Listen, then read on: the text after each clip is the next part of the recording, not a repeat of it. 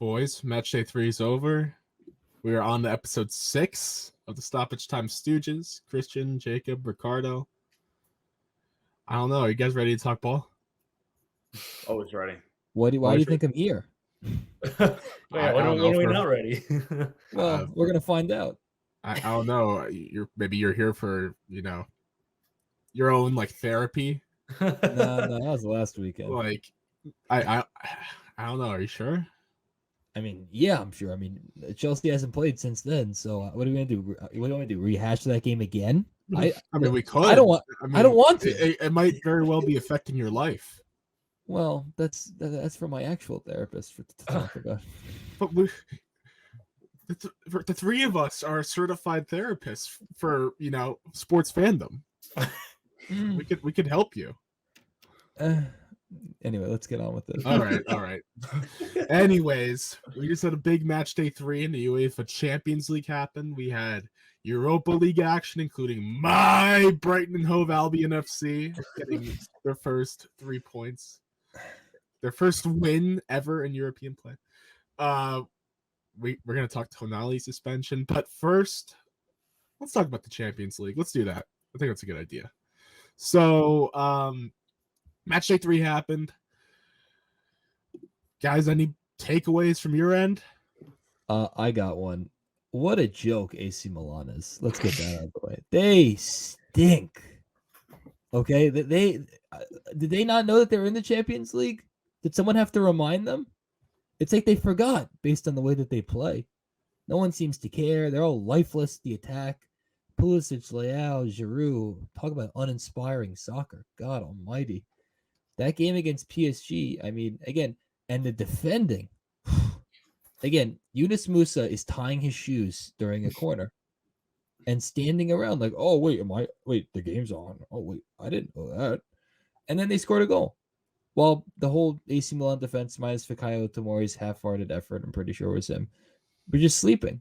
So, again, this is a team that, some of us had expectations for in the Champions League. I was not one of them. I boldly said that they would not make it out of this group. But it was out of pure hatred that you said. Oh, no. You don't get to discredit me now, okay? I am dying on this hill, and you're not going to knock me off of it, all right? And yes, Newcastle lost, which is not good for my agenda, but they'll be fine. Even though they have bigger fish to fry, they'll be fine. I have confidence in Newcastle. But yeah, just AC Milan, just not. I thought Leao looked awful. It just seemed like he kept shooting the ball to shoot, like no purpose behind it. It all just seemed like that there was no cohesion at all. PSG seemed like they were ready to play, like they had a point to prove, and they were really on the front foot throughout the game. Mbappe looked pretty good. Their attack as a whole looked pretty good, and again, for a PSG team that is not littered with stars the same way that it has been in years prior, I almost think in a weird way that may be a good thing, because maybe now the less ego on the team, the more. They just have a more free spirit and like, you know what, screw it. Like, we have nothing to lose. I mean, yes, Mbappe might leave, but from the again other standpoint, it's like we have this impending doom because we have Messi, Neymar and Mbappe together, so we don't there's not like this kind of pressure that they have to win. So I think in a weird way, it's almost I think PSG has been able to play more freely. Obviously, they get killed at Newcastle, but I don't know. I think that as long as they have Mbappe, they have a shot to win anything. I'll tell you what, they're not leading league on right now. That belongs to AS Monaco and our American Fuller and Balogun. Hello. Anyways, oh my god, I'm realizing so before the podcast started, real quick, just changing the topic. I put in all the scores for the Champions League games, and they all got deleted. So I just had to rush putting them back together, and I've been noticing some scores not appearing, so just quickly had to add them. Anyways, you guys, actually, people watching the video version of this, let us know in the comments which scores are missing. They're fixed now, but if you're a sleuth, keep an eye on the bottom line. Anyways, yeah, Milan's really disappointed me. It's sad. What was the stat you brought up, Christian? They haven't scored a goal in Yes. European. I put a tweet in our group chat last night from one of the big Italian fans I follow, and he said they have not scored in 6 consecutive Champions League matches dating back to last season. They got too many Chelsea players. Yeah, that's why. That's why they can't score. Sure. Yeah, it's so interesting. I mean, what else did that tweet say? It said something about like it's so strange because their style of play is you would think they'd be like scoring. It's like he was very critical of their offensive, tactical setup and how they're high pressing and all that stuff. I mean, that's 2 big results. One in the league and one in the Champions League, losing to Juve at home. And then this. I mean, it seems like there's no way coming back. I mean, obviously we're only halfway through the group, but they have to play in a couple weeks. They have to play PSG again at the San Siro, and then they have to play Dortmund again, and then they got to go back. They got to go to St. James's Park, who has shown that it's a tough place to go. So very tough. I think Milan, best case scenario, somehow they get a Europa League spot. I mean, unless they drastically change their form in the Champions League, I don't see a way back. I actually watched this full game live. And in the first half, the score is very deceiving. The first half, Milan created many opportunities. Leao had a great shot on goal that he just missed wide. But the problem was they got Mbappe in space. And when you get Mbappe in space, bye-bye. Game over. It's over, as Jacob would say. So that was the problem, and Milan could never come back from that. Like they were arguably, I'd say, other than the first 10 minutes, the next 30 minutes, Milan, I think, took over until Mbappe's goal. That's when this game ended. It's Mbappe's goal. I would agree. And then they scored 2 more. Bye-bye. And with staying in Group F, with Dortmund's win and a Borussia Dortmund side that is, which we've been talking about for weeks, not as good as recent years, talent-wise, not the same quality. Getting a big 1-0 victory at St. James Park is unreal. I think this destroys Milan's chances. I don't see a shot now. I don't see a shot. Dortmund, very impressive victory from them. I didn't expect this. But yeah, I know, Christian, you said fight maybe for a Europa League spot. I think they're just gonna be 4th now. The way they've played this Champions League, they're still better than Dortmund, I think. I think they are absolutely quality wise. I agree with that too. But they haven't shown anything. They've shown nothing. Dortmund's in better form. And I think it's saying much, but but I think it's important to mention too that Dortmund has been actually pretty impressive in the Bundesliga, and you could say whatever you want about the German league, but Leverkusen, Stuttgart, Bayern, and Dortmund all are within a 2-point differential at the top of the table. And I don't think Dortmund's lost a game in the league either. So, yeah, maybe it's not as deep as a team in terms of quality, but, I mean, they have individuals that are really performing well. I think I've been really impressed by Daniel Malin, one name to mention. But, I mean, again, this team's been really good defensively, which is not usually in their DNA. It's very counterattacking side, but I mean, to their credit, Kobel's been one of the better goalies, I think, in Europe so far in this Champions League run. I think Dortmund's in for a really interesting final 3 games in that race for the 2nd spot, in my opinion.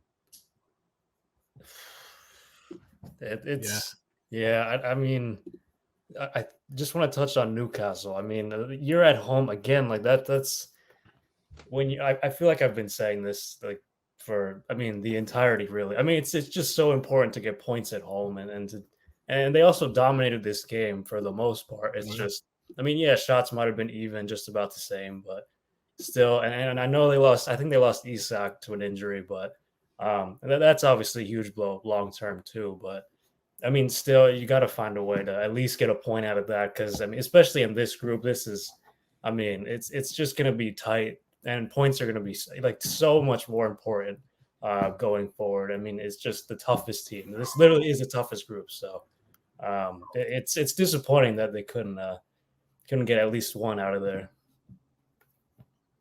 Yeah, Go ahead. My dog's barking, so you go ahead. I think it's important to mention, and we'll obviously mention Tonali a little bit later in the show, but their injuries, particularly in the back, concern me long term. I think losing Seb Botman for a period of time has really hurt them. I mean, obviously they've gotten some decent results in the league, but I mean, whoever thought that Jamal Lascelles would be playing? Yeah. And that's no knock on him, but he's just not a Champions League level center back. No.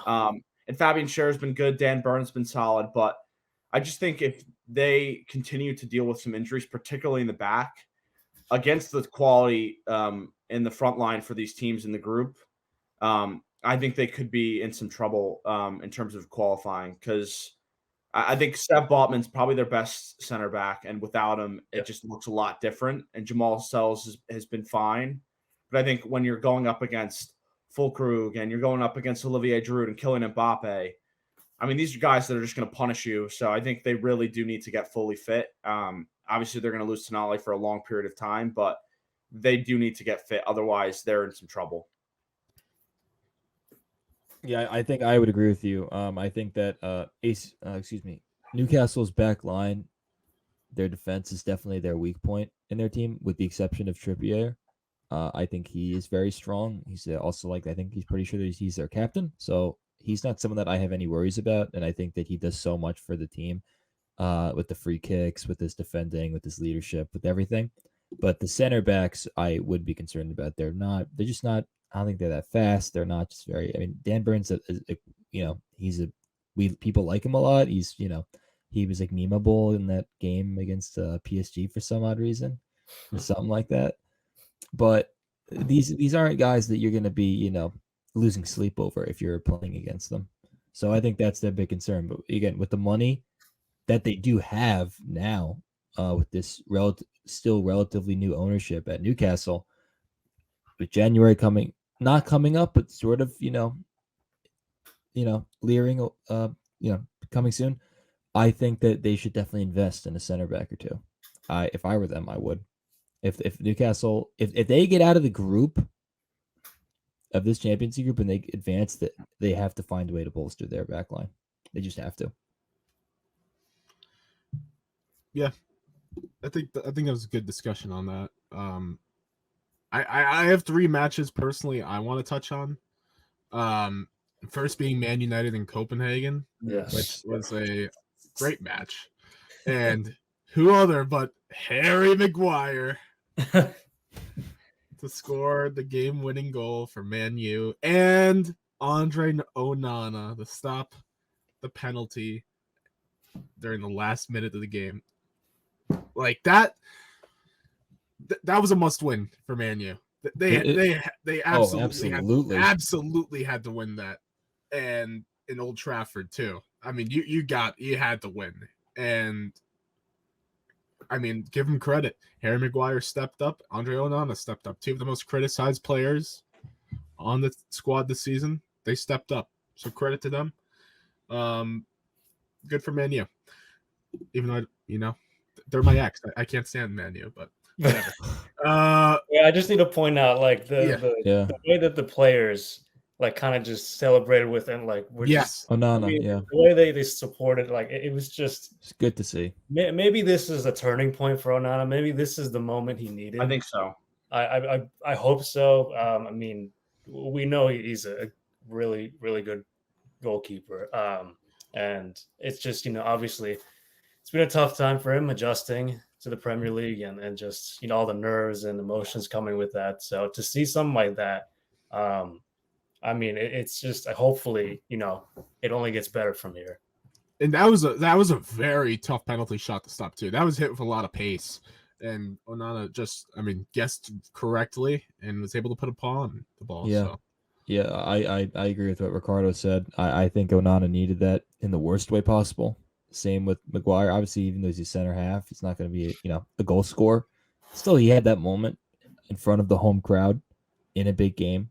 So again, though that's all good. Again, it's almost like it was scripted. I mean, you talk about two guys that needed some sort of pick me up, some sort of boost, and they both checked the box off.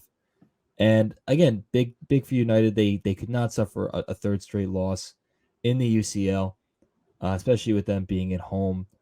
And again, with the huge game that they have this weekend that I guess we'll touch on later, they needed that. Again, United still, as far as other aspects of the game, definitely, they had at least one, 77th minute, Garnacho should have scored. That was definitely, because if that happens, who knows how big that Onana situation even is. But at the same time, credit to United, with Ten Hag, it's never pretty. It's always grinded out. It's always going to make you, grimace your teeth and stuff like that. But they find ways to get the job done. Ironically enough, I still find this amazing how in the Premier League they have 5 wins and 4 losses. They still have not drawn in any game this year. It's amazing. That's amazing to me in a weird way. They just refuse. No draws. Like they're not going to draw, and who knows what they do this weekend. But yeah, credit to United, big win, back-to-back wins, I might add, in all comps, which is big for them because it seems like they're very slowly starting to get a little bit better. Not the jump that their fans want, but it's getting a little bit better. They're getting results. Yeah. They're getting positive results. Yeah.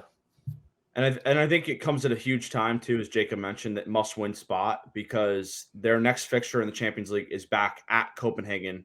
And I don't know if you guys remember, I think it was in match week 2. They played them really well. They played Bayern very well, Copenhagen at home. So in a game, that'll be a game, another one where they certainly need a positive result. 3 points would be ideal, but their 3 remaining matches are at Copenhagen, at Galatasaray, and at home against Bayern. So, yes, there's some patience now that they have 3 points on the board, but they're going to be in huge opportunities in the next 2 matches in particular because even if Bayern are coming to Old Trafford, that seems like a game they're probably going to lose. So they got to go 2-1 if they want to stay alive. Huge. They got to go 2-1 if they want to stay alive, right? They need at least 4 points probably at the bare minimum. But they minimum. don't draw, so yeah, that's true. So it's got to be 6. Well, I think 4. What get the but Christian? They don't draw. Well, I'm saying, key aspect here. Just because they haven't drawn it in whatever amount of games. Is that weird? Do you think they'll breathe a sigh of relief if they draw for some reason? Like that just seems weird to me. They drew against Bayern. I think they okay, that's the only case I see that actually. Yeah. But we talked going into the season that this matchup, particularly with Galatasaray on the road, was going to be a nightmare. Yeah. Okay. Yeah. And it wasn't an easy game for Bayern, who played them on the road this past week. So, we'll see. I think United, as Jacob mentioned, slowly but surely getting there. But again, another huge test on the weekend. Another game. I didn't watch this, but quickly just want to mention most disappointing team personally in the Champions League, Benfica. They lost 1-0 to Real Sociedad. Benfica doesn't even have a single point in the Champions League so far. They lost all their group stage matches so far to this point. Very disappointing for the Portuguese champions. But they have Porto, so it's okay. Yeah, Porto's been much different story. Yep. They won 4-1 against Antwerp. And then Ricardo. Yeah. I love Madrid. Hey man, a win's a win. Braga, they made it really tough for us. So especially the last 30 minutes or so. Exactly. had a 2-0 lead for all of 2 minutes. then it got shaky from there. Yeah. But no, held strong. I mean, yeah, it's a win again. Another win. We found a way to win. Take it. Yeah, it was, and now we're top of the group, 9 points. So we're sitting pretty comfortably up there. Yeah, no, as we should, right? Well, like I said, before match day 1, I said if Real Madrid isn't top of the group, it's a disgrace. Yeah, exactly. Come on, they're heads and shoulders. Cupcake group. Yeah, no. Mickey Mouse. I would not say I don't need to cupcake. go that far. No, I don't say wanna hear cupcake. Cupcake group is City's group. Napoli is quality. Well, I don't know if City's group's a cupcake either. Leipzig, I think, is very underrated. Okay, but the rest of them, the young boys, like No, Red Star Belgium, whatever you call them, like they're not good. But if anything, Barca has it pretty easy. Oh no, now that's the easiest. It's not as I mean, group. Porto we expect to be good. Like Shakhtar is not really. Jacob was high in Shakhtar. Do you rate Napoli more than Porto, Ricardo? Absolutely. So yeah, we're not in the cupcake group. Well, that's my point. I was saying we're not cupcake group. Yeah, I know. That's what I'm just adding that for Jacob. Just adding that. All right, fine. Our group is not as easy as Barcelona, if that's what you're saying. But yeah. But No, I'm not attacking you, Ricardo. I'm adding on to your point. Okay. I just want to make that clear. I'm attacking Jacob. Like, why are we arguing amongst ourselves? No. I'm not attacking you. I'm letting you prove a point. Okay, good. I was actually gonna lose it. Prove your point. Mention. Oh, shout out halftime in the Hudson. Can we talk? I just want to talk a little bit about the Man City Young Boys game. Yes. Erling Haaland scored 2 goals, and I think that's the worst 2-goal game I've ever seen in my entire life. I'm being dead serious. I thought he was awful. He should have like 5 goals. Interested to see his he's I don't know. He's not in great form right now. He did have an assist that was chopped off to Alvarez, which I thought was really nice. Yeah, Jacob's guy. Ballon d'Or winner. That was a great play. But again, City, it was such a weird game because I'm like, young boys, they're hanging around, they're playing them tough, they're at home, they got the crowd on their side. And then City scores, and City, who's this Nunez guy? Who the hell is that? He stinks. He is. There's a lot of FIFA cards. I mean, Jeremy Doku, everyone wants to wax poetic about how he cuts in and then he almost scores. It's like the John Morant missed dunk thing. Jacob. Wow. It's like, Jeremy Doku. No, but to be fair, I do think that Jeremy Doku will be good eventually. I just think it's going to take some time. But City, it was weird because it was like they got the job done. They won 3. Yeah, it was 3-1. Yeah, 3-1. But again, I walked away from that thinking, I want more. Like if I'm a City fan. Yep. Again, it's not that Haaland played bad. It's like, again, it's weird to say that he played bad. He scored 2 goals and he almost had an assist. But I don't know. I think that he should have scored more. He had some chances where, he just missed and, he tried to get cute with the ball. And I'm like, Even his poor father couldn't even watch the penalty he was taking. He was like,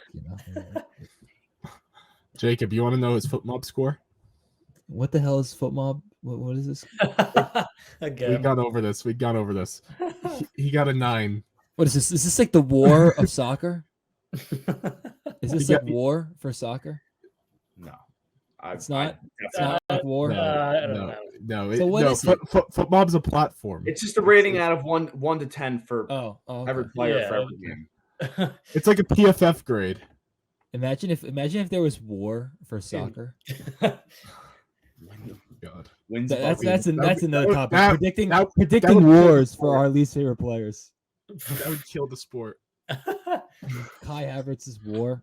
Hey, create a stat. Zach Carr, shout out to him. Yeah. Richarlison's war.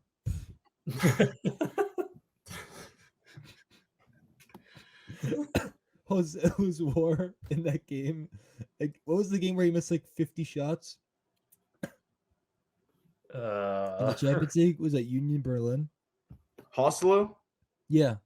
It was, yeah. Oh, it's Well, Joselu and Rodrigo, both of them. Yeah, I'm saying, imagine what But it was was their Joselu. war. Yeah, it was definitely more Joselu, but Rodrigo pissed me off that game too. Did they ever? I didn't check after I watched it, the match. Did they keep that goal for Rodrigo? yeah, I believe so. Really? Because I know there was a debate whether it was an own It goal. was like an own And goal. I'm like, or he not. really needed that goal. Like, I was hoping it would stay as his, but It was the game against Berlin. no. The game We're with Braga. talking about Braga.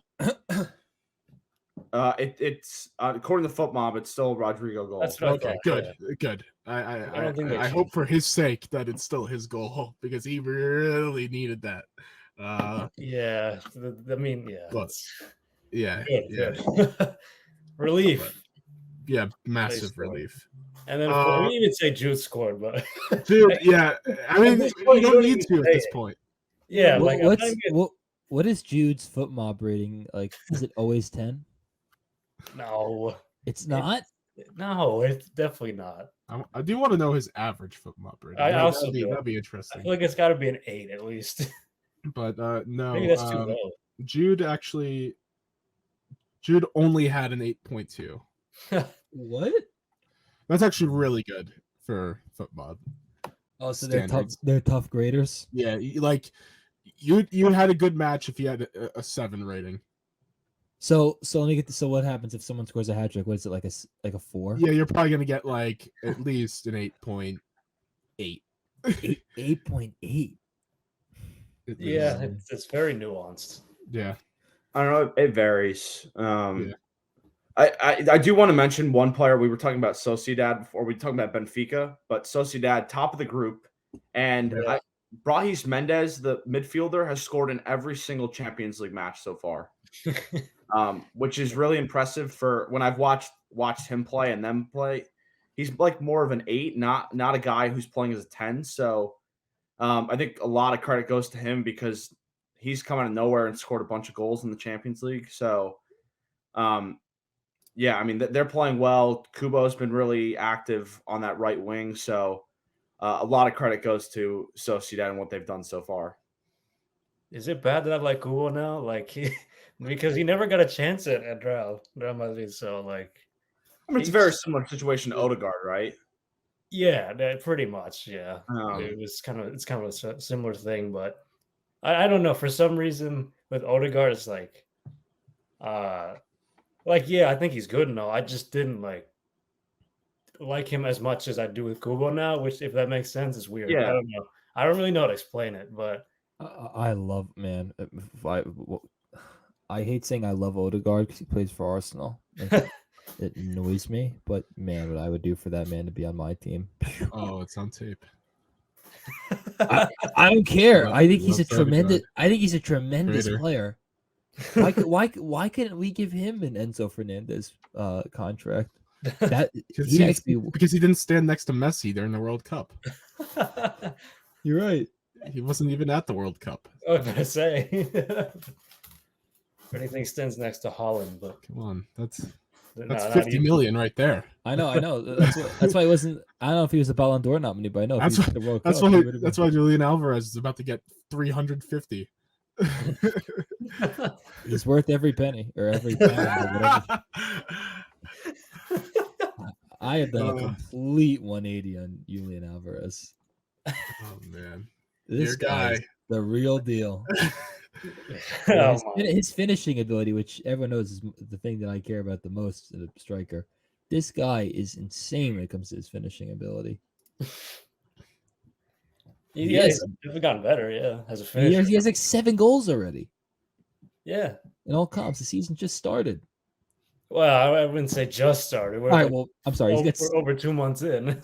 He's got 7 goals. That's 7 more than, I don't know, Tonali's going to have. He was going to say Kai Havertz, but he does have a goal. Yeah, why didn't you say Havertz?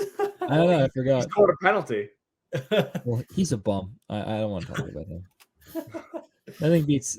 I love how Arteta is like, no, Kai Havertz, no matter what, and then he, has him on the bench, and then he somehow makes Fabio Vieira like so much better than him, which is just hilarious to me. Arteta is just hilarious in general. He He's the newest EPL. clown. Arteta is the EPL Javi. Yeah, Yes, I yes. guess. Yeah, I guess because they're both Spanish, sure, but Yeah. Aaron Just Ramsdale gets you to classify second people. place. No, Arteta has some asinine post-game comments too. He talk about Yeah. a whiner. He whines that's true. not the same level as Javi. No, I was gonna say Javi's the ultimate whiner. there's a but- spectrum. No, I don't know. Everybody I talk to thinks Klopp is the biggest whiner. So Oh yeah. Oh, Okay, my but I God. feel He like most, whines about at least half the time, everything. I feel like half the time Klopp has a It's- reason. Okay, rival fans bring up Klopp's whining a lot more than you probably think. He is I- excuse Magoo. I mean, this Yeah, guy.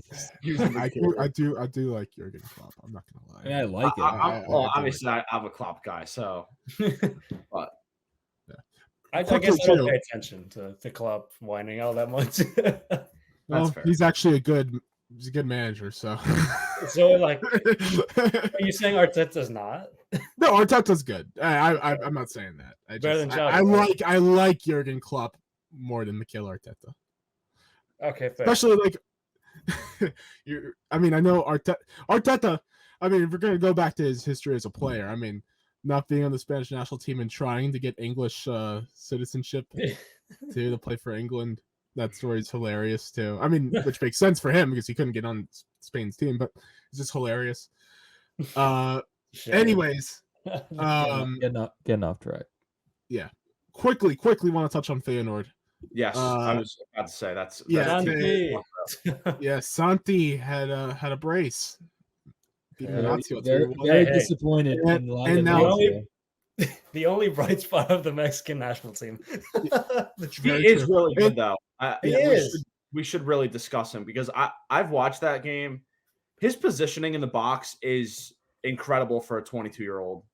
I think he's really going to get a big move soon. Terrell? No, I'm kidding. I don't know about that, but No, I wouldn't do it. I don't know where he'll end up, but for a guy that's 22, he's scoring goals in the league, now in the Champions League. Something's coming soon. Well, real quick, Feyenoord now is top of the group. 6 points. Atletico has only 5. So yeah. Lazio third. But here's an interesting proposition for Santi. Now, this you might think maybe he needs to go to a bigger club for this move. What if Osimhen leaves Napoli? How about Santi at Napoli as the Osimhen replacement? They have a couple strikers behind Osimhen, not at the level of Jimenez, but I feel like he could have success in Serie A. Yeah. I think Serie A would be great for him. I think that's a good step up. It's not a I think huge one.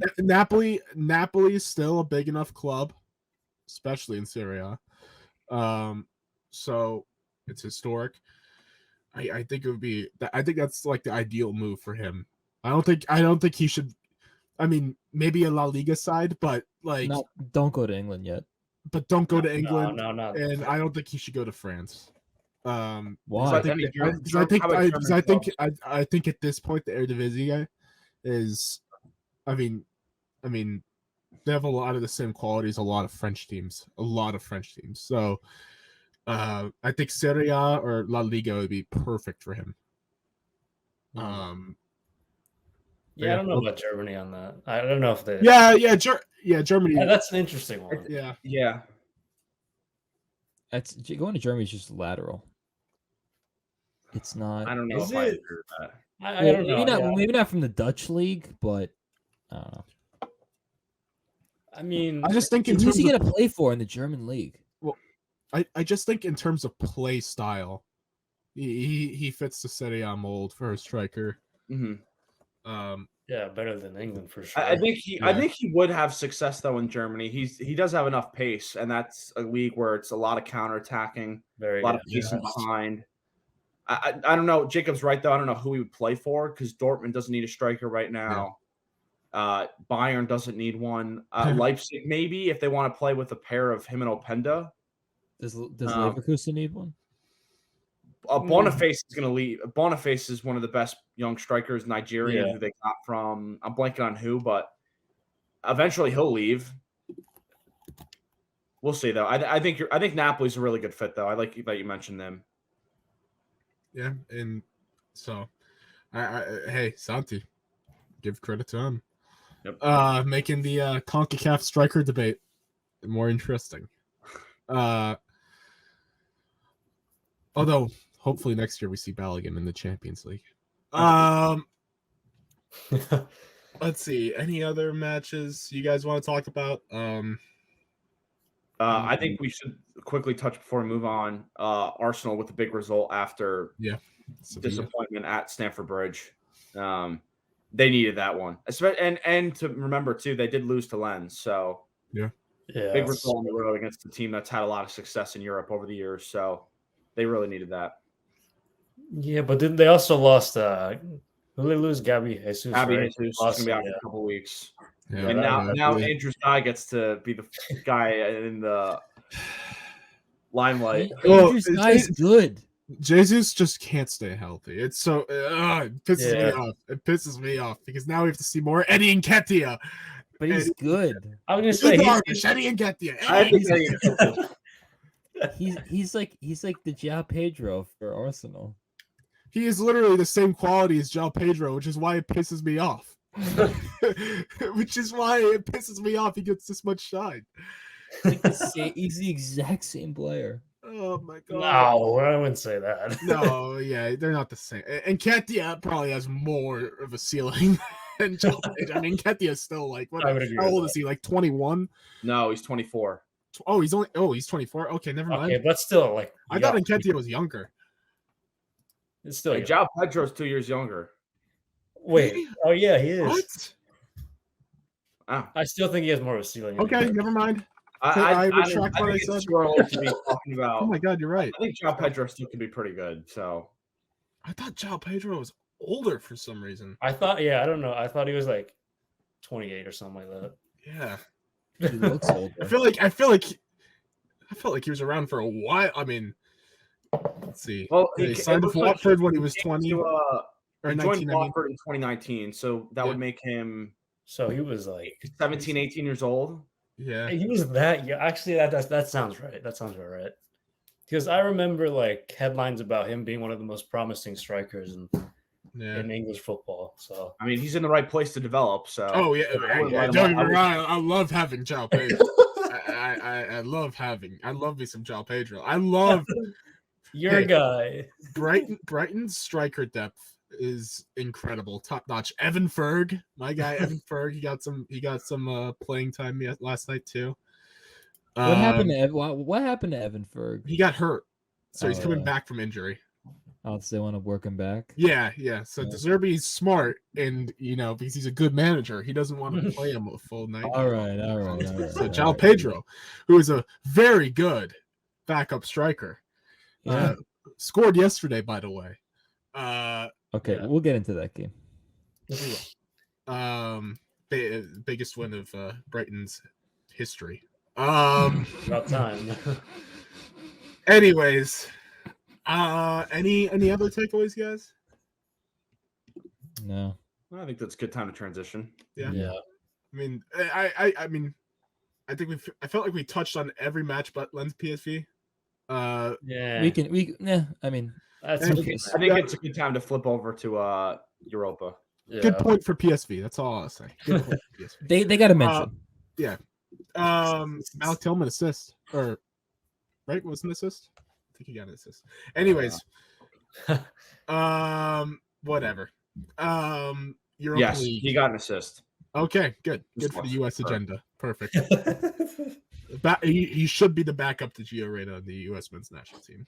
But anyways, Europa League. Christian, you want to talk about Liverpool real quick? Sure. I mean, again, this is uncharted territory for myself. So, what I will say is they've looked impressive in some of these matches. Their depth has looked decent. Again, I think all the tests are going to come once they get to the round of 16, the quarters. But I want to mention one player in particular. Ryan Gravenberch has been fantastic in every way for a guy that did not get any playing time at Bayern. He looks good on the ball. He's good in progression. Defensively, he's got the legs to get behind and really, tackles and interceptions. I think he is a complete midfielder who's just getting better and better with time. And I think he's also good at cleaning up Darwin Nunez's mess. Yeah. Well, he at least Darwin got a goal, and I'll continue to defend Darwin. I think he's going to continue to be better. That, although, is a bad miss, I will say. But again, you know what makes no sense to me, because Darwin does all the hard stuff in that passage of play, and then with an empty net, he puts it off the post. So I just Darwin Nunez 101. Too good to be true. Hey, at least he didn't miss it wide. He didn't pull a Torres. He almost did. Hey, he did get an assist. Which Torres are you referring to? Fernando. Oh, thanks. Yes, of course. Had to. Thanks. But yeah, again, I didn't watch back then.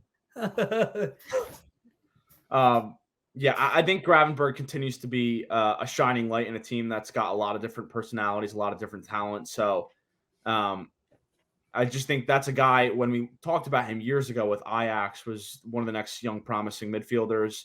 Didn't show it at Bayern.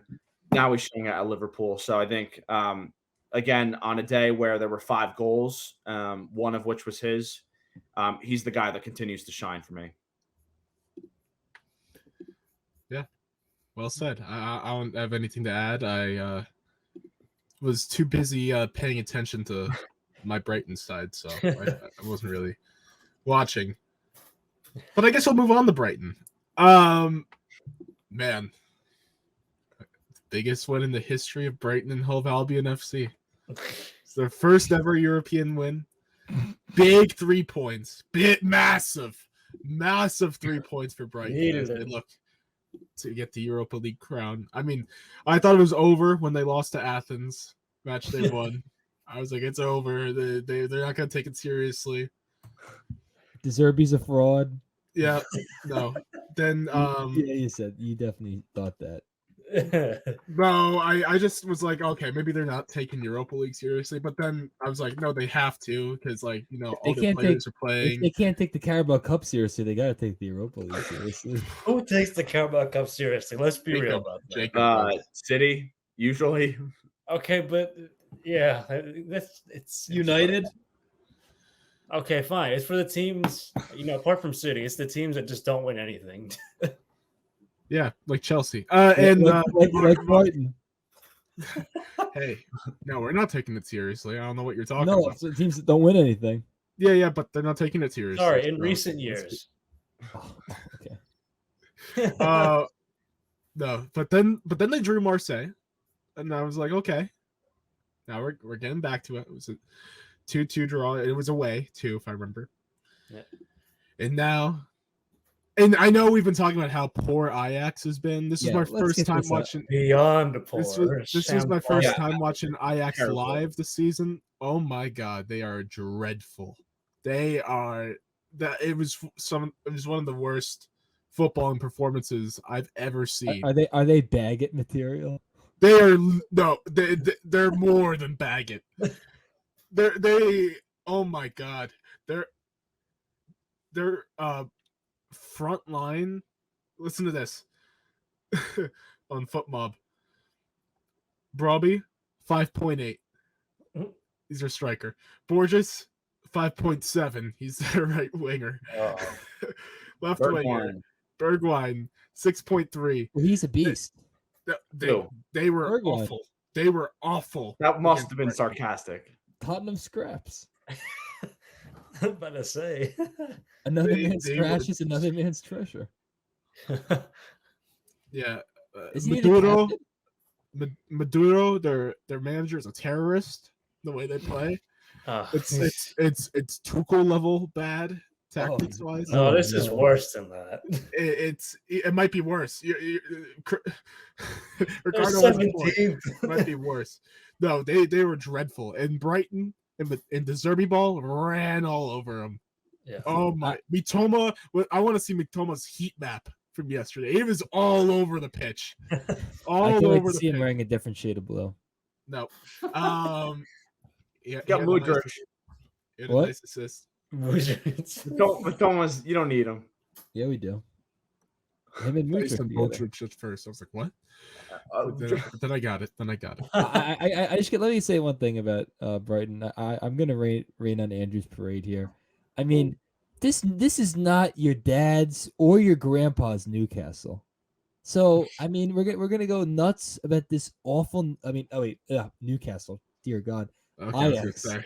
Ajax. Sorry, folks. Ajax. This is not your dad's or your grandpa's Ajax. Okay. So I mean, you want to get all nuts because you won a game in Europe. You try winning a game in Europe this year. We will next. Don't worry. We have a Champions League. I'll take it. Yeah. But I mean, we're in Europe this year, and I don't know. So wait, I have a question. I don't see a mid-table Chelsea side in there. We're gonna have a trophy by the end of the year, and you won't. Yeah. Your bull trophy. Yeah. Yeah. Not a World Cup's about it. And the FA Cup. No. It's gonna be a double. They're gonna win. Not if Robert Sanchez is in net. What's the guy's name? Georgie? What the hell is his name? Petrovic? What's his first name? I don't even know how to say his damn name.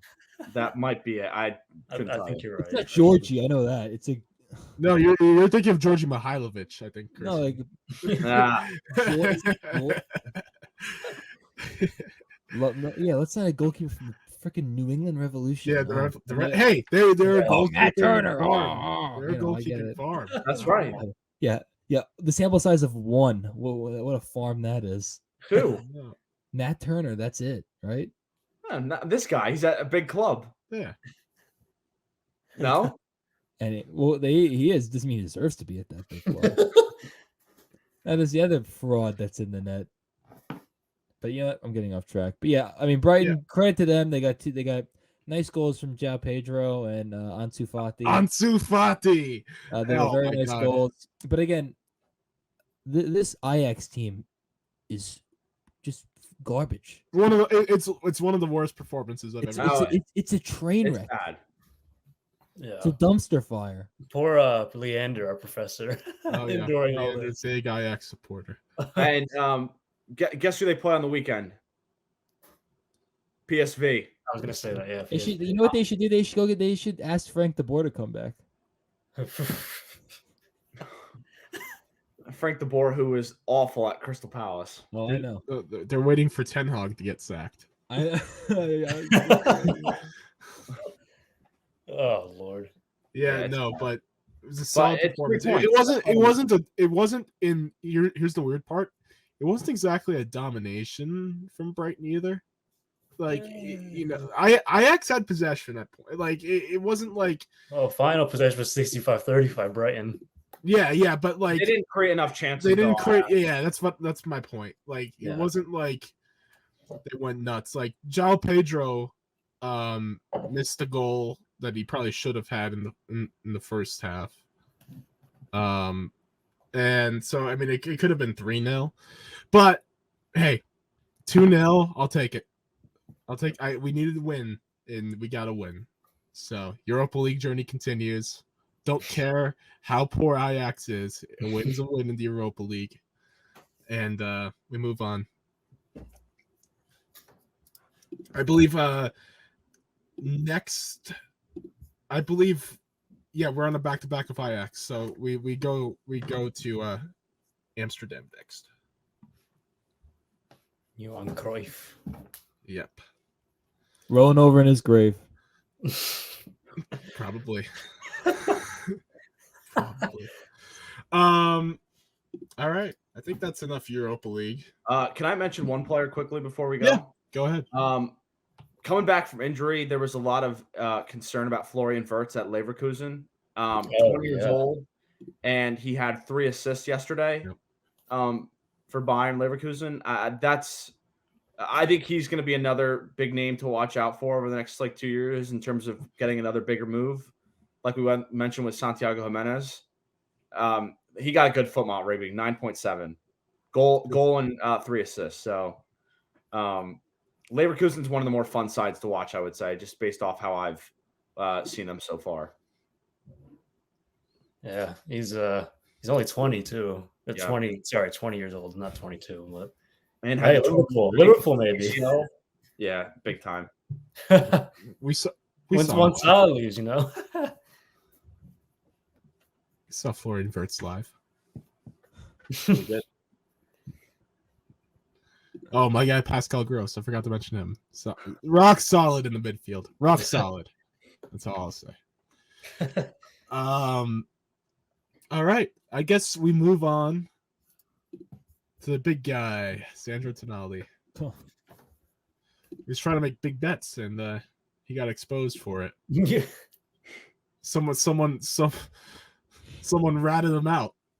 Someone was wired to the feds, and the Italian Football Federation got word. So if you guys didn't hear the news, I know we all have, but if the audience hasn't, Sandro Tonali has been banned for 10 months from all action. So Italian national team play, so that includes the Euros. Newcastle this season, he's out the rest of the year. Big blow for Newcastle, I think, for Is their it? UCL. Absolutely. It absolutely is. No debate. Okay, Jacob, you talk. All right. Well, did they have him last year? No, but they weren't in the championship. Where they finish in the Premier League? Fourth. What point are you trying to prove right now? No, I'm just answer the question. Where they finish? Yeah, I know, but they have a lot of the same core. But they're in the But they have Champions that. League. Okay, fine. Okay, That's a fine. huge step up. Yeah. I understand that, but again, when he was on the field, was he, being a world beater? I don't think so. Was he? I mean, He was getting a lot of touches, Jacob. okay, so does Enzo Fernandez. He sucks. Yeah, but that's different. Tonali's good. We know That's different. Also, like he proved it I- at Milan, so he proved to be one of the better young talents in Italy. I mean, he also got a little banged up, so he didn't fully get to show what he's capable of, I think. So, I mean, either way, it's still a blow. I mean, his career isn't over. I mean, the good thing is, I guess he is young, right? Yeah. So again, this is a stutter step in his journey. Yeah, but it's Obviously, a blow to Newcastle this It year. is. It is. But again, I don't think this is going to define their season. I just don't. I think they're going to be fine. I think their midfield's solid. I mean, They losing a have, midfielder is losing a midfield. That's still depth. I understand it's depth, but it's not. It's not like I don't know. It's not like freaking Johan Cruyff is gone. I mean, it's not like it's freaking. Wow. Nobody said Ruud Hullet. I mean, Only knows history, doesn't know ball. Oh, here we go. Just wait till he comes back next season and he scores against Chelsea. Then we'll see. Okay, Oh, fine. yeah. Hopefully those matches against Newcastle are early August, so he won't be able to play. That's man, that's tough. Time for my guy, Miguel Morón, to step up. I also love Miguel Almiron. Love Miggy. Underrated, MLS legend. underappreciated. But No, I think Newcastle's gonna be fine. Eddie Howe, he's up to his old tricks. He'll figure it out. I mean, I don't know. I ride with Newcastle. They're not my team, but I believe in Newcastle. They're not gonna fall off a cliff. They're not. They're not frauds. They're legit, and they're always gonna give a game. Again, I think more of their problems with the back line, not their midfield. Yeah. I think their midfield is still pretty solid. They have players, and again, Tonali is definitely a big loss. I'm not going to deny that. Him not being able to play is gonna hurt Newcastle. It definitely will because they signed him for a lot of money to be a big impact player, and with him not there, obviously it's going to be a hole left. But I don't know. I believe in Newcastle. I really do. Yeah, I think that's fair. What I will say though, I think their best midfield when he was available was Tonali, Bruno Guimaraes, and Joelinton. Yep. So now you put Sean Longstaff in there, which he's fine. He's performed well so far this season, but I think over the course of a full season in multiple competitions, that will you'll see the drop off. I think I do want to mention I was looking up Zaniolo's situation because obviously that's been linked to this as well. It seems like he might actually be able to continue playing. Fab tweeted that it's reported that he only was betting on poker and blackjack, not football matches. So I don't know what the result of that will be, but yeah, I think there shouldn't be. I think one thing you mentioned. Whatever happened to Lucas Paqueta? Remember? Nothing happened to him. Yeah. Did nothing happened because he was under investigation, right, for gambling. Yeah, that was in what? That was in early August, right? Yeah. I haven't heard anything about that. No, so he's still playing. So I find odd how that just disappeared. But I think it should be mentioned too that Tonali has like mentioned throughout this that it's been like very difficult, and there was a lot of things that he was dealing with that led to the betting. So I think just it should be mentioned that as everyone should be, thinking of him as he tries to really figure out this process, because clearly there was more than just betting to it. But I mean, he's going to come back in 10 months. I think he'll be really rejuvenated and motivated. But remember too, he's going to miss the Euros for Italy, which I don't know if they're going to qualify yet. They still need to see if they get through, but if they do, that's a big loss as well. Well, yeah, it won't matter if Italy doesn't qualify, because that's true. But it seems like they can never qualify to anything these days. But they won Euro 2020 or 21. It was in, but yeah, and they can't get to the World Cup, can't get to Euros. It's been a mess. It makes no sense. UEFA's qualification is just so. I'm glad we're not a UEFA country. I'm glad we're not. Thank you USA for being in contact. Chaotic. Thank you. Yeah. But kind of going off that point, Christian, just I do feel for him. It's just I hope with the rehab that's also kind of required for this, that he does fully overcome this issue, and that's all you can really hope for at this point, and just hope that he stays away from it after that. Yeah, well said. Credit to him for getting the help that he needs. But yeah, it's definitely a tough and somber situation. Changing gears and tones. Quickly want to touch on Ballon d'Or 2023. Hey, no, Ricardo, we're going to have our first ever MLS Ballon d'Or winner. How about that? What a disgrace. How about that? First ever MLS Ballon d'Or winner, Lionel Messi. And Jacob's guy, Didier Drogba, is going to present the award to him. Legendary. Thoughts? Is Messi the rightful choice? Yes. Over Holland? I think so. Quickly.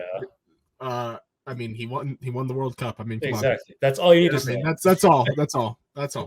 I mean, I guess.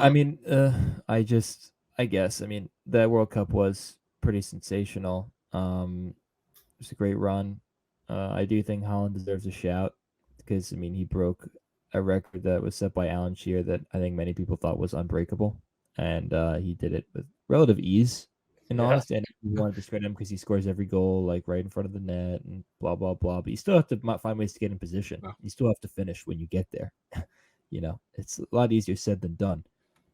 And I think when you talk about City winning the treble, which has been done in a very long time in the Premier League, and they kept getting compared to the '99 Manchester United team. Are they better? Are they worse? And they were able to accomplish that big feat. They finally won the Champions League. I do think that he deserves a lot of consideration because without him, I don't think they come anywhere remotely close to any of those things. But they're going to give it to Messi, so it's whatever. Whether I think that he deserves it or not, to me, he's going to get it. He won the World Cup. But it's the thing. Let's say he lost that final. Does he get this? Oh, absolutely not. So it's it goes to Holland. It goes to Holland. Yeah, it would. Yeah. And I think Jacob's right. In any other season, Haaland wins this. Oh yeah. I By a mean, mile. everything he just mentioned is stuff that's not been done in a very long time, and he came into a league that has been known for struggles for strikers, and he came in and looked effortless almost. So I think Jacob's right. Any other year, Haaland wins this, but Messi did something that has been talked about for a very long time, and I think that's going to be the reason he wins this. He'll win one though eventually. Yeah, I I think that's the other factor that went into this too. Is Haaland is still so young. They're probably like, yeah, FIFA was probably like, yeah, Haaland will probably win another award. He'll probably win a Ballon d'Or at some point. Give the honorary one to Messi. It's like we love making our analogies to American sports. It's like Albert Pujols and Derek Jeter and Miguel Cabrera being honorary all-stars. This is an honorary Ballon d'Or. Don't get me started on honorary all-stars. But I think this is much more deserved than an honorary all-star. Yes. Oh, I agree with you. Much more deserved. I he didn't win a World Cup. His performance was next level in the World Cup. So at his age too. At his age. So I give him complete credit for that. So I don't really have a problem with this. No. My only problem is that Ronaldo didn't get a shout or a nomination for all the incredible work he's doing to revolutionize Saudi football. Think we give a damn about them? Jacob loves.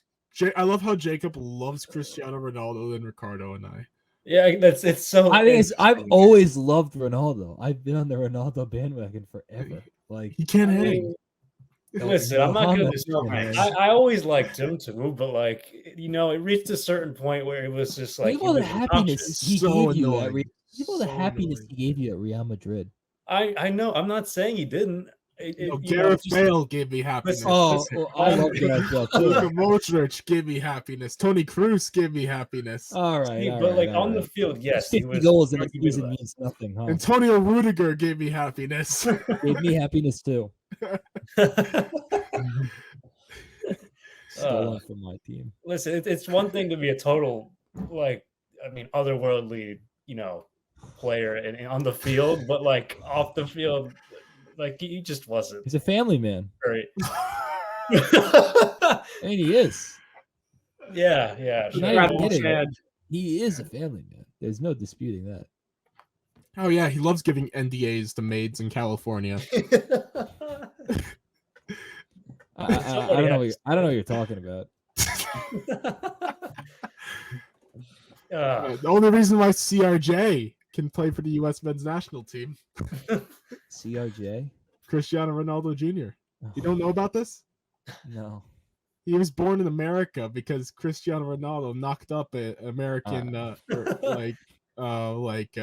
don't even know who it was. Maid or someone, or hotel, and she gave birth to Cristiano Ronaldo Jr. in America, and then Ronaldo gave her an NDA to not talk about it and everything. And Ronaldo has sole custody. All right, next time on. So he's eligible to play for the U.S. because he has U.S. citizenship. Awesome. Yeah, do that with Messi's kids. Oh, no, you're not gonna have any more kids. What am I saying? No, Ronaldo Jr. He's. I just saw a thing the other day. He's playing on Al Nassr's youth team. Oh yeah. Oh god. He's probably a great influence. Oh man. And Ronaldo is the pioneer of the Saudi League. Can we please move on? I hate Jackie Robinson. I think he's the Jackie Robinson.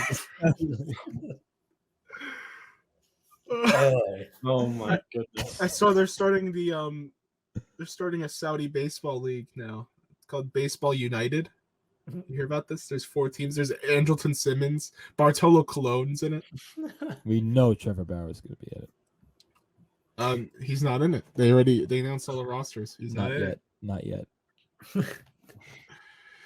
Anyway. All right. I think that's enough Ballon d'Or. You guys have any other topics before Quickfire?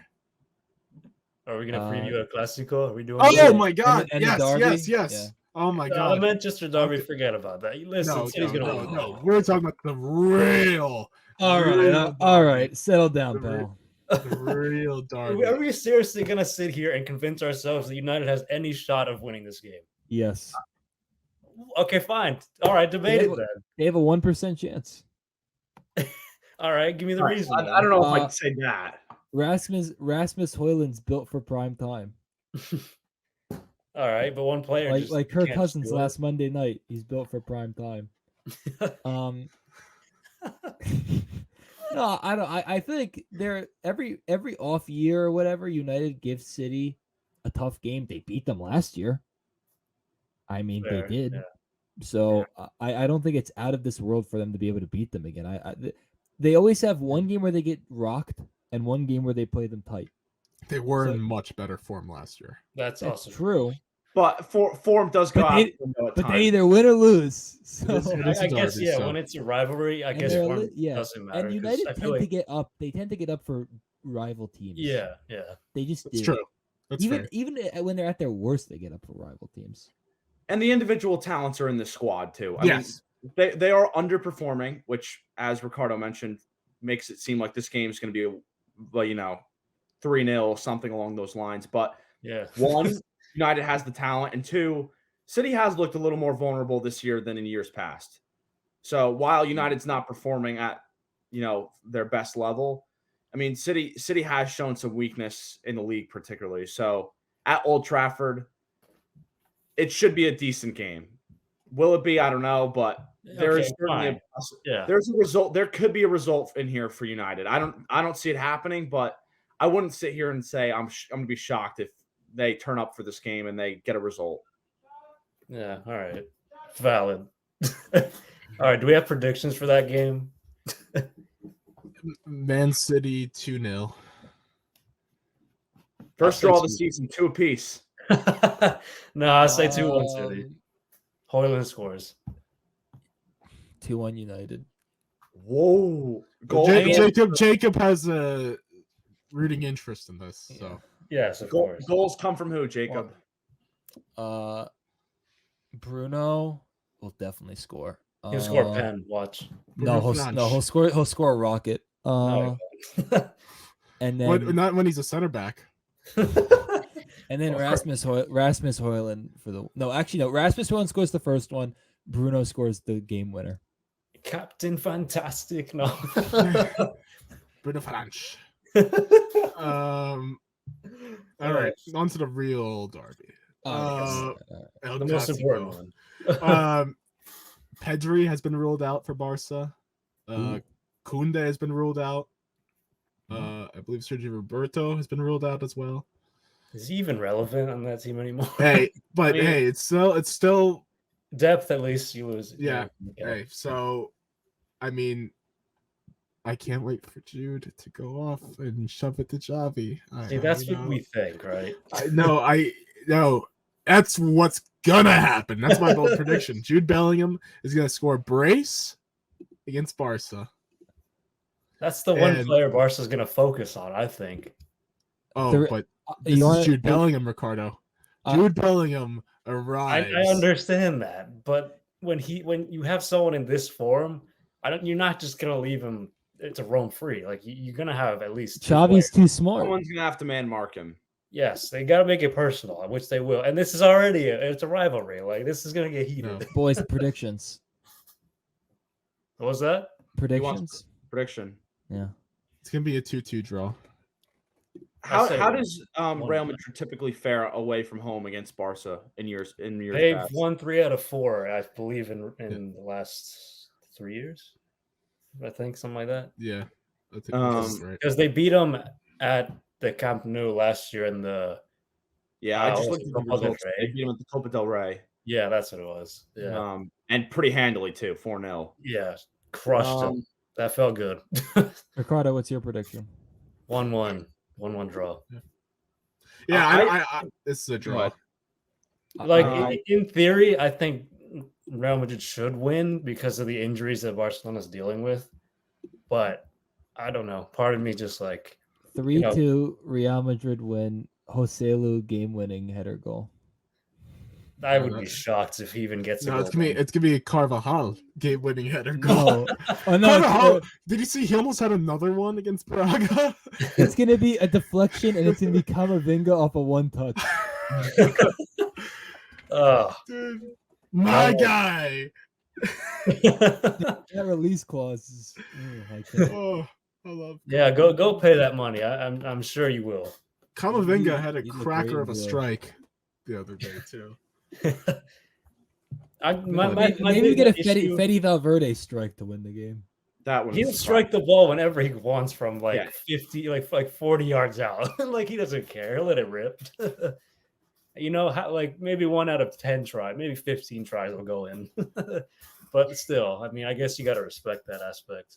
I just wonder who's going to play. Like, well, don't forget that Lewandowski and Frankie De Jong are dealing with their like, what were they? They have so many guys off. Yeah, like, they'll be playing, but they're still shaking that off. So I like, think they'll be on the bench. Wait, they're gonna play? yeah, Lewandowski returned to training today. Yeah. Oh, well then my thought probably changes a little bit if they're in the mix. Yeah, but they're not going to be. Yeah, they're not going to be. He'll probably be off the bench. Be coming off the bench. You said Lewandowski and Frankie De Jong are both going to be in the squad, or could be in contention at least. I thought I saw Pedri was also, but like he returned to training today too. No, he's been ruled out though. Oh, okay. Well, Xavi already ruled him out. Because Lewandowski, I feel like will be in the squad.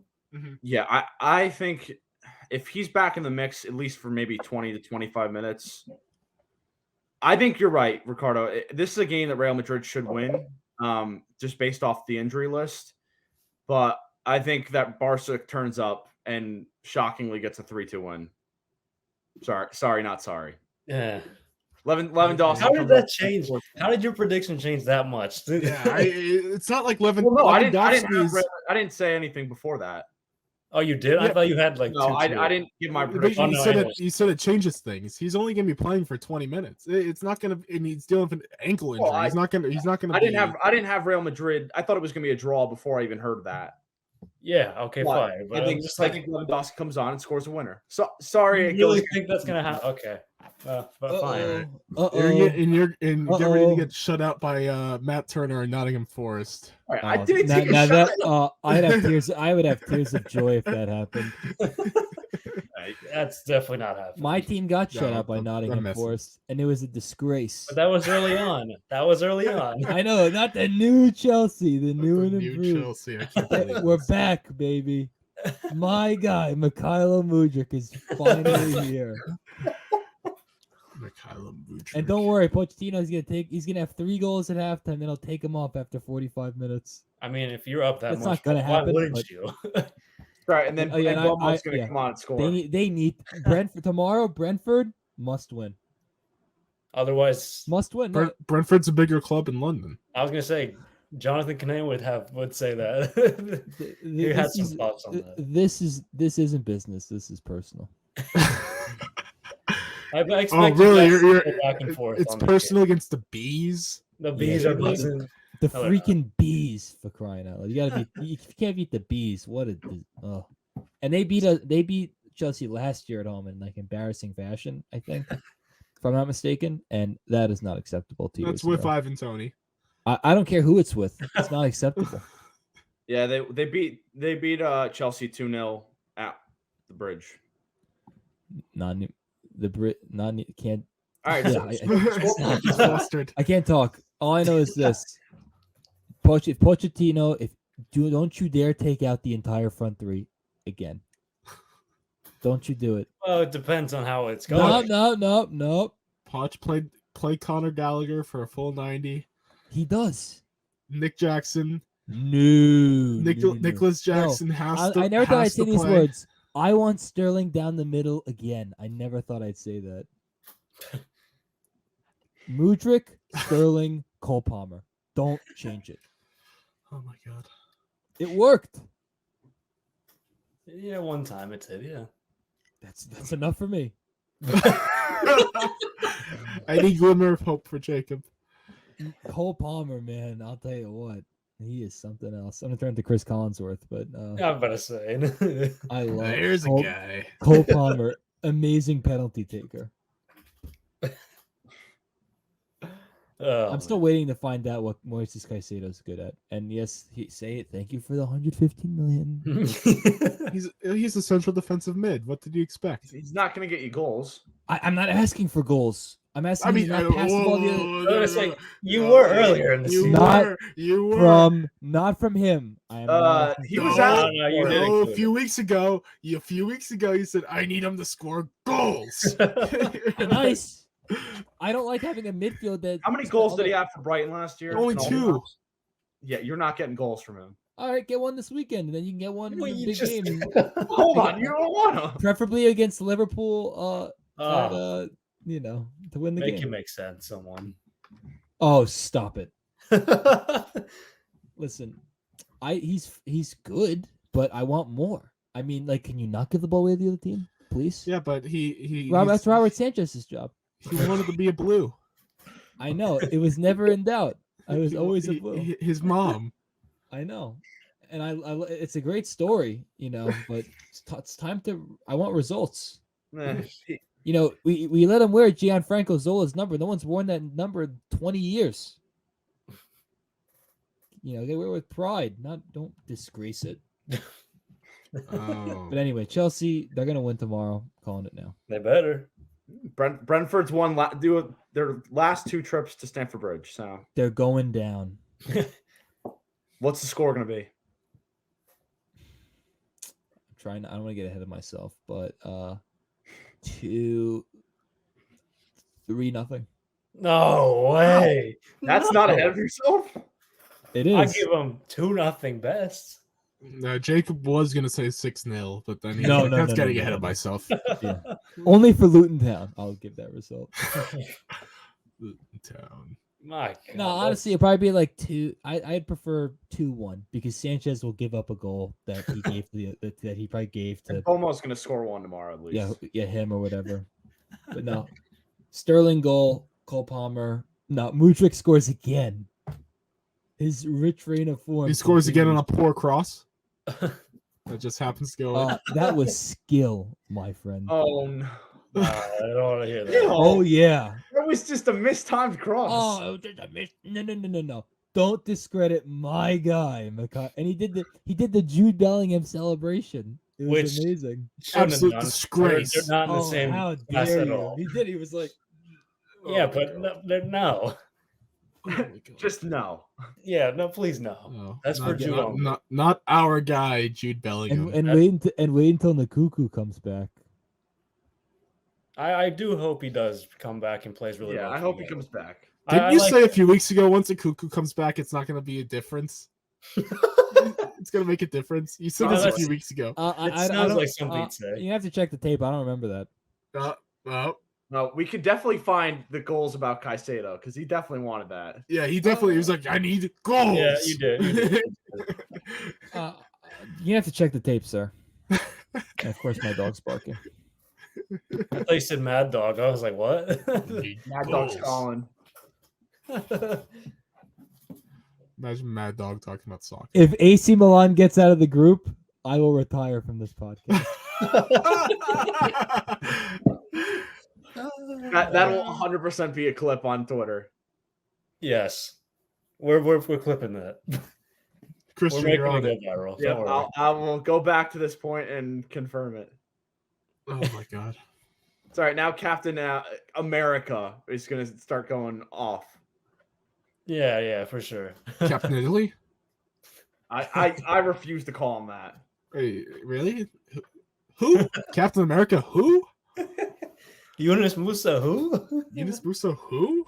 San Siro? What? That's the worst of them all. Not knowing the actual stadium. What? Oh, you were more of a Milan fan on Sunday than this guy. Let's come on. That we're referencing. Yeah, let's move on to Quickfire. All right. Enough attention for Brian Ramos. Quickfire questions. So this week, guys, actually this was supposed to be last week's Quickfire question, but we were short on time. But this week we have more than enough time to talk about if you could add one former player to your club's current squad, who would it be? Anyone want to go first? Kevin De Bruyne. Oh, good one. Elaborate. That's Well, a good one. I mean, you Maybe- probably don't need to elaborate when you say Kevin De Bruyne, but Well, I mean, he played for Elaborate. Chelsea very briefly, and then didn't work out for him because at that time they were actually too loaded, ironically enough. And yes, I'm not being facetious. That's a fact. And then he went to Wolfsburg, and then the rest is history.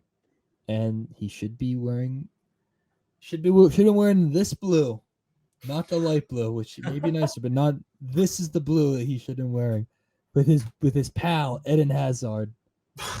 Yeah, Salah could have been a good option in this too. Well, yeah, but you don't want to get there, Jacob. Yeah. You don't want to go there, Jacob. we'll All stick right. with De Bruyne. For me, it's pretty easy, and I think Ricardo and I are both going to do Real Madrid, just because I've Well, been a who Real else would I Madrid do? supporter. Well, I know, but I could also do Brighton, but I've been a Real Yeah, Madrid yeah. supporter longer, so I know more Can't history. say Caicedo yet. Yeah, Alexis McAllister. I mean, I don't know. That'd be the biggest one. So, Marco Correa. No, no. Stupinion's better. No, for Real Madrid, it's pretty easy for me. Ricardo and I checked last week to see if we have the same one. We actually have different ones, so this is actually perfect. I forgot what I was gonna say last week anyway, but Okay, awesome. For me, it's gonna be R9. It's gonna be Ronaldo. oh right, Real Madrid needs a real striker.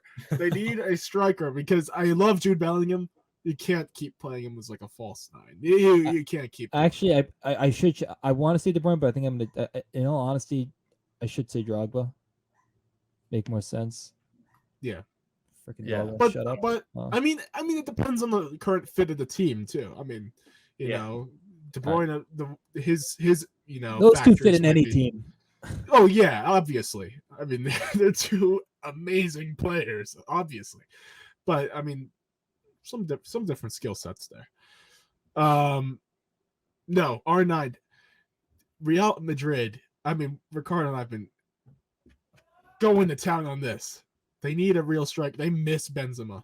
They miss that type of tall, powerful, just pacey strike. I mean, Benzema didn't have the greatest pace, but R9 would be perfect on this Real Madrid's side. And then he could shift to Jude Bellingham as a 10. Oh my god. That would make Real Madrid my favorite for the UEFA Champions League. I mean, to be honest, any player we add would probably make him favorites. But no, R9 would take him to the next level, specifically the first 4 years of R9. yes. We don't want later years of R9. We'd like him to be on the pitch, not off the pitch. How do you not say CR7? That's too obvious. because it's too obvious, and I'm also a real fan. No Also, he respect. was No more of respect. a left winger, and I mean, I guess he played Yeah. striker too, but No, we need a real striker. So that's why we need R9. Love R9. yeah. Carl, I you want to mean, go or you want me to go? Yeah, I'll go. I mean, this is kind of a seamless transition from one Brazilian to another. I'm gonna go with. I mean, I don't know if you guys expected this. I feel like I might have said this last week, off when we got off this episode, the last episode. But Marcelo, left back. I mean, if you look at the left backs we have right now, Ferland Mendy and Fran Garcia, it's a revolving door between those two. It's just they're both so inconsistent. I mean, Mendy can't even stay healthy for that matter. Fran Garcia is a liability defensively. Sure, he's great attacking, but Marcelo is great at both. He was great at both in his time at Real. So I feel like, having stability on the left side of the line would be nice. Someone who could do both. And he was, I mean, you could say Roberto Carlos too in that He's conversation. my honorable mention. It's Roberto Carlos. Yeah, but I don't know. Just because I remember watching Marcelo and just being fascinated by his play. And like he's just so, just I don't know. Just like his footwork, his movement off the ball, and just he was witty, very, very smart defender, and I do miss him a lot actually. The more I think about it, but yeah, definitely Marcelo would be my pick. Yeah, definitely a striker or fullback. Those are the two, like, I think, glaring needs for Real Madrid right now. Yeah. And not that, like, you know, we're doing okay there. It's just it's not Real Madrid quality. Yeah, like Carvajal's not getting any younger. So. Yeah. Like you gotta make a change. So yeah. Yeah, no, good picks, and I love that we didn't pick CR7. I love that. We know too obvious, man. Yeah, I mean, come on, if we're being serious, okay, sure, like, you know. Well, what do you mean? You want to be serious? But like, that's what we got to make it interesting. We got to make it interesting. Yeah. Come on. But I also think, like Ricardo said, Ronaldo is better as a winger, so it makes sense to go for the more pure striker in R9, and that was my kind of reasoning for that. Christian, Liverpool. Obvious answer would be Steven Gerrard, but I have a different pick in mind. I think the thing that this team for Liverpool that currently is absent of them is a number 6, a true number 6. Yes. So my pick is a prime Xavi Alonso. Yeah. I like that. I love that. Yeah. I think Alexis McAllister is better as an 8, which we've seen through the first couple months of the season. Gravenberg's good as an 8. Szoboszlai's been good as an 8 or a 10, but they miss a 6. And as we see, no Fabinho, so they're really missing that. I think Xavi Alonso back in the day was one of the best at that position. I think they could really use his defensive versatility, his ability to really track back, tackles and interceptions. I think he'd be the perfect fit for this team. Yeah. Wow, didn't expect that one. That I don't think he did either. I love that. That's a great one. That's a great one. Wow. Xavi Alonso. Underrated. Very underrated back in the day. The new best manager in the world that's anointed the best manager in the world. And then he'll come to Real at some point. Yeah, one day he'll be at Real. And then he'll be the next Santi Solari.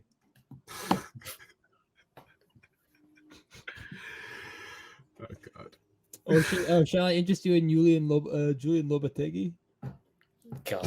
Oh no! Let me see. How about Rafa Benitez? Which one do you think he's going to be comparable to? Jeez. Pick your poison. Don't know if I want to. Oh no, awful. I mean, Rafa, we won something under him at least. You did? I think, right? Didn't we? I thought we did. Even if we didn't, I feel like he was probably the better of the bunch because at least, he managed in the Premier League. Yeah, that's true. The other two, I mean, absolute jokes, but yeah. I don't really care if he didn't win anything or not. At that point, that is we are beyond that point now. You know what this calls for? Zidane. Yeah, bring him back a third time. Let's do that. Let's do it. That'd be hilarious. Go for the ride. It's like that whole the Billy Martin of Real Madrid. It's like the Brokeback Mountain. I wish I knew how to quit you. That's Florentino Perez and Zidane. Oh man. All right. So quick recap. Jacob, are you going to De Bruyne? No, I gotta go Drogba. Chelsea need goals. They've needed goals forever. Finish. And Didier Drogba was probably the best striker Chelsea's ever had. Very legendary player. Very big game player too. One of the big things about Drogba is he always showed up in the big game. He was Mr. Prime Time. Drogba and Chelsea could use that right now. And Drogba. All right, so Jacob goes Drogba. I go R9. Ricardo goes Marcelo. So no matter what, our Brazilian team chemistry goes up. Because man, we even have the future Brazil manager. it's next level. And Christian goes Xavi Alonso. Good pick, Legend. everyone. Your next manager. Hopefully, it all comes back to Real Madrid, doesn't it? Except for Drogba. But... No, we need Zidane. We need Can I interest the you? Zidane season. No. No. Can I interest you in Antonio Conte? No. Don't you want to have fun chaos? If I want to go to sleep during a game, sure. You will win the league in the first year, and then you'll bottom out. But you'll get that. You will win La Liga with Antonio Conte. They could do that without him. Ricardo, we're getting Thomas Tuchel. I would. You're getting Hansi Flick, and you'll like it. Hansi Flick. No. Imagine Tuchel coaching Madrid. Oh, I don't. I can't imagine it. Bellingham. It's so good to see you. Him meeting Harry Kane. Him seeing Harry Kane at Bayern was the. They're gonna get Mancini to leave Saudi. No, Steven Gerrard. No. I'm good. Oh, man. All right. Enough fake managers. Frank Lampard. That's the final one. No. That's where this ends. So, guys, any last minute thoughts before I other than Frank Lampard? Ala Madrid, let's go. Ala Madrid. We're drawing an El Clasico and we're gonna like it. I'll take that. That's fine. Don't lose it. Just don't lose. I'm calling it Jude Brace. Still calling it Jude Brace. Joselo or Valverde game-winning goal. It's a fun one. And we got MLS playoffs coming. Yeah. Christian's New York Red Bulls. I'm not claiming that. No, Christian, you claim them. Oh no. You've been a long outed Red Bull supporter. You love the Red Bull organization. Sure. You love me saying RB Salzburg. I do. Well, that was clip that, Christian, for posterity. Posterity. This is not Cameron and Mace. Give me a break. Hey, great show. It is what it is. That's a great show. I want to see them talk about Thomas Tuchel. That'd be funny. No, Cameron and Mace would talk about CR7. And talk about players who can't hang with him. Cameron and Mace would totally do that. Anyways, that's enough for this week. Hope you guys enjoyed. Let us know in the comments if you have any suggestions for future episodes. Like, subscribe, follow us, Apple Podcasts, Spotify, YouTube, wherever. We are everywhere. You can find us. Follow us on X. And we have the Stoppage Time Stooges page where Christian is expertly running the page. Great clips going out there, letting you know when our episodes get posted. And we'll do this again next week. Yeah? Okay. I guess that's a yes. Wow, Ricardo, what was that about? Where did those balloons come from? Is that from Carlo Ancelotti's retirement party? Where is that? Wait, who did that? Was that not you, Andrew? No. I wonder if the peace sign triggered it. Do it again. You're lying. That's not how that goes. The people watching on, the people listening on. Yeah. No, you have to catch the end of this on YouTube, or Spotify. We have video too. Catch the end of this on video because something weird just happened. Just balloons appeared out of nowhere on Ricardo's camera after throwing up 2 peace signs. Oh, it's happening again. God. It's happening again. Whoa. Wait, what is this? It's confetti. No, but why? Ricardo, the confetti that you'll see after Chelsea win the Carabao Cup. End it right there. Okay, yeah, that's we gotta stop this. Ricardo's getting scared. All right, see you guys next week. Peace.